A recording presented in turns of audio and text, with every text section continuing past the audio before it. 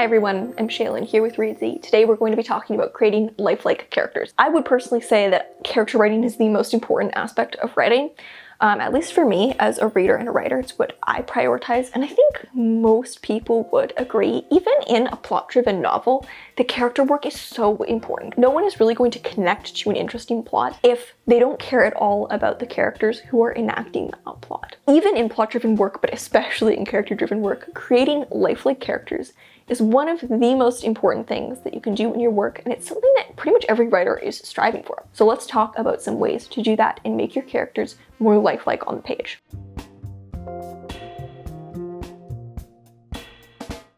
The first tip is to give them a complicated sense of psychology. Now, you do not need to have a deep background in psychology in order to do this. Yes, it helps to understand how people work, but the most important thing is understanding how your character specifically works. I think the best technique for doing this is to think about complicating your character rather than explaining them. Characters often feel very flat and their psychology feels very simplified if we're just trying to explain why they are the way they are. A lot of the time we'll include flashbacks to explain why characters are the way they are, why they hold certain beliefs, and that's not what you want to do. If you are going to include a flashback to explain why they have a certain complex, why they have a certain belief system or trait, instead of explaining it, use it to complicate. So show an experience that made them more complex.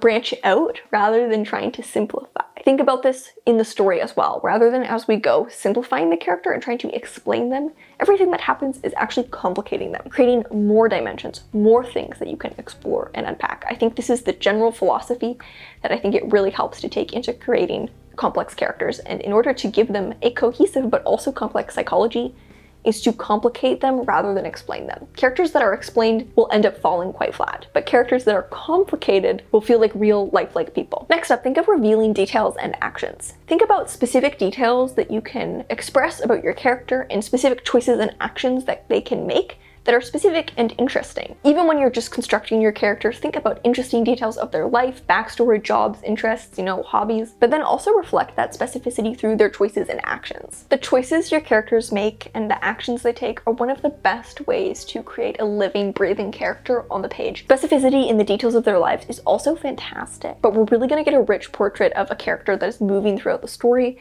if they're making interesting choices and actions as well. Next up is to give them goals, and give them goals on multiple different levels. This is a really foundational aspect of character writing, but it is so important, and so I think it bears repeating. Characters without goals, characters who don't want anything, are hard to invest in. There's no drive there. You want characters to want things on multiple different levels. There's probably something concrete that they want in the plot, but it's also really helpful to give them those kind of deep internal yearnings. Everyone yearns for something. Everyone has something that they crave in their life, whether that's tangible or completely intangible, whether it's possible or completely impossible. In fact, sometimes those intangible, impossible yearnings that we have deep down are the most interesting thing to explore in a character that's going to manifest in things that they want that are more concrete or external. Goals are the foundation of conflict. It's what's going to push your character, motivate your character, and it's also what's going to give cohesion to their actions and choices. If you don't have a good sense of their goals and motivations and what they really yearn for in their life, it's going to be hard for those choices and actions they make to mean anything because it's not being driven by anything. But if we have a strong sense of what they want and why they want it, then we'll understand and we'll be able to continue to complicate them in a way that also makes sense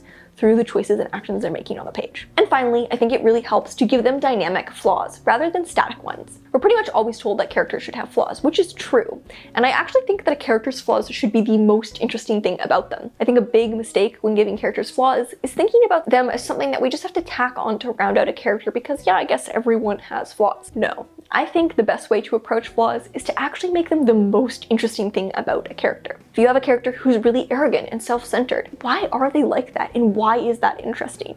These things can be so interesting to explore, and when we focus on making their flaws the most interesting thing about them, that's how we're able to explore their flaws with complexity and with empathy. One of the best ways to do this is to think about making their flaws dynamic. A flaw that changes throughout the story, that impacts the story, that impacts their choices, is much more impactful than just a static quality that they have. Their flaws should cause consequences both externally and internally, and can continue to develop and shift across the course of the story. Take this really arrogant, self-centered character. How is that going to impact the choices that they make? How are the consequences of those choices going to impact them as a person? How is that then going to change their personality? You know, are they going to become a better person who's more aware and considerate of others, or are they going to dive even deeper into their own arrogance? That's how you create character arcs and characters who change organically throughout the story, is by looking at their flaws as a dynamic thing that are going to shift and change and develop and complicate and impact the story, rather than just something that you have to tack on in order to create a rounded human. So thank you so much for watching. I'll leave a few more videos we've done on character development and how to create characters in the description so you can learn more on this topic. Thank you so much for watching. Remember to subscribe and turn on notifications so you don't miss any new videos from us. We've got new writing, editing, and publishing tips every Friday on this channel.